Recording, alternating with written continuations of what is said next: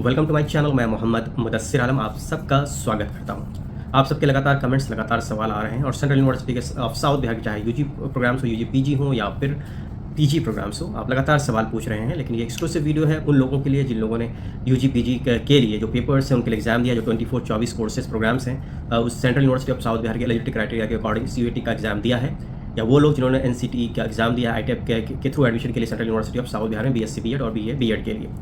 इस वीडियो में मैं आपको बताऊंगा कि क्या क्या चीज़ें होने वाली है जो आपको ध्यान में रखना है और क्या क्या स्टेप्स होते हैं। इसलिए आप वीडियो को आखिर तक देखिएगा, वीडियो को लाइक करिए, दूसरों से शेयर कीजिए, चैनल पर नए हैं तो इसे सब्सक्राइब कीजिए और बेल के आइकन को जरूर दबाएं ताकि आप कोई भी लेटेस्ट नोटिफिकेशन मिस न कर जाएं।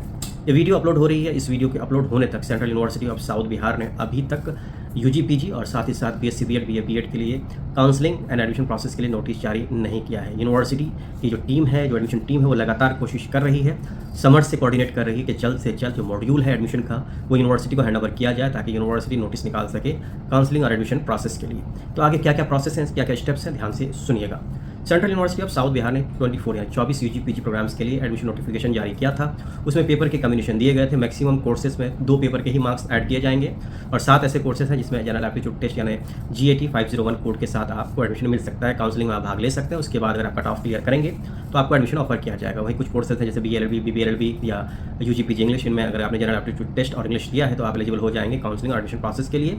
फिजिक्स के लिए सिर्फ फिजिक्स का सब्जेक्ट देना था, केमिस्ट्री के लिए general aptitude test plus chemistry देना था। इसी तरह से कम्बिनेशन बने हुए हैं। इस पर डिटेल वीडियो मैंने बनाया है, आप देख सकते हैं फिर पुराने वीडियोस में। वही बात होती है BSc BEd BA BEd की। पिछले साल तक तो CUET के थ्रू के थ्रू एडमिशन हो रहा था। इस बार यूनिवर्सिटी ने ITEP को फॉलो किया है और NCTE में जो आपके स्कोर आएंगे उस स्कोर के अकॉर्डिंग आपको फर्दर एडमिशन दिया जाएगा। तो इन कोर्सेज के लिए भी अभी नोटिफिकेशन नहीं आई है।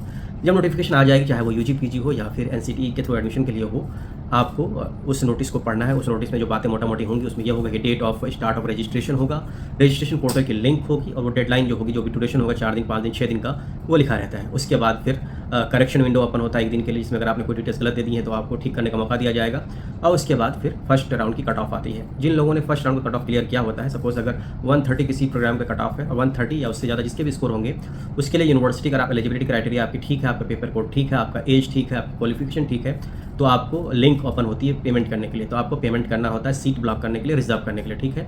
लेकिन ये जो रिजर्व होता है ये एक तरह का RAC है, ये कोई कंफर्मेशन नहीं है। यूनिवर्सिटी क्लियरली लिखती है कि आपकी फीस सबमिशन का ये मतलब बिल्कुल नहीं है कि आपकी एडमिशन गारंटेड है। एडमिशन हो भी सकता है, नहीं भी हो सकता, डिपेंड करता है आपके डॉक्यूमेंट्स पे।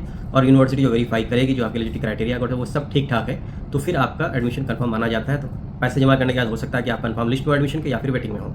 वेटिंग लिस्ट इसलिए रखी जाती है कि कट ऑफ हमेशा नीचे किया जाता है। 2 टाइम्स 3 टाइम स्टूडेंट्स ज़्यादा होते हैं, उतने स्टूडेंट्स को ऑफर किया जाता है फी पेमेंट के लिए ताकि यूनिवर्सिटी को बार बार कट ऑफ जारी ना करना पड़े। यही प्रोसेस होता है। इसलिए इसमें कोई ज़्यादा परेशान होने की ज़रूरत या ज़्यादा इसमें यूँ कहें कि एंगर होने की ज़रूरत नहीं है, फ्रस्ट्रेट होने की ज़रूरत नहीं है कि जब कट ऑफ 130 था तो 170 तक ही क्यों क्लोज हो गया एडमिशन, बाकी लोग वेटिंग में क्यों आ गए।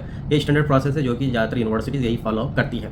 फर्स्ट राउंड के बाद अगर सीटें खाली रहेंगी तो सेकंड राउंड भी आ सकता है कट ऑफ। सेकंड के बाद अगर सीटें खाली रही तो थर्ड राउंड भी आ सकता है। लेकिन आमतौर पर देखा गया है कि यूजी पीजी या यूजी के लिए जो भी कोर्सेज होते हैं फर्स्ट राउंड के बाद ही सीटें फुल हो जाती हैं। सिर्फ ST कैटेगरी SC कैटेगरी के लिए कुछ कट ऑफ्स आती हैं, वो भी 1-2 सीटों के लिए, तो ज़्यादा उम्मीद सेकंड और थर्ड राउंड में होती नहीं है। अब बात आती है कि डॉक्यूमेंट्स की लिस्ट यूनिवर्सिटी आपको देगी। जो कुछ डॉक्यूमेंट्स होंगे ऑनलाइन काउंसलिंग के लिए, उन डॉक्यूमेंट्स को आपको सबमिट करना है। अगर डॉक्यूमेंट्स नहीं है तो आपको अंडरटेकिंग सबमिट करना है।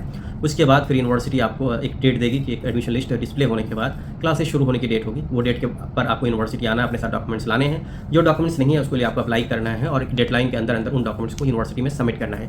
तो यही प्रोसेस होता है central University of south Bihar के यूजी पीजी कोर्सेज में एडमिशन के लिए। और उसके साथ साथ जब आपका एडमिशन लिस्ट आ जाएगा उसके बाद क्लासेस शुरू होने वाली होंगी, उससे 1 हफ्ता पहले हॉस्टल अलॉटमेंट के लिए एक नोटिस आएगी जिसमें आपको गूगल डॉक्यूमेंट के थ्रू अप्लाई करना होगा। और ये ऑप्शन आपको समर्थ पोर्टल पर भी होगा। समर्थ पोर्टल पे आपको अकोमोडेशन के लिए यस करना है और उसके बाद जब गूगल डॉक्यूमेंट आएगा उसको आपको भरना है और फिर यूनिवर्सिटी हॉस्टल अलॉटमेंट लिस्ट निकालेगी। हॉस्टल अलॉटमेंट लिस्ट में आपका नाम अगर आता है तो आपको पैसे देके हॉस्टल में सीट लेनी है और फिर आपकी क्लासेस शुरू हो जाएंगे। तो यही प्रोसेस होता है। तो ये वीडियो मैंने बनाया क्योंकि आप सबके अलग अलग तरह के सवाल आ रहे थे, तो मुझे लगा कि वीडियो बना के आपको गाइड कर देना चाहिए। उम्मीद करता हूँ कि जो भी डाउट्स हैं आपके वो डाउट्स काफ़ी हद तक दूर हो चुके होंगे। फिर कोई सवाल है तो नीचे कमेंट बॉक्स में अपने सवाल लिख सकते हैं। बहुत बहुत शुक्रिया।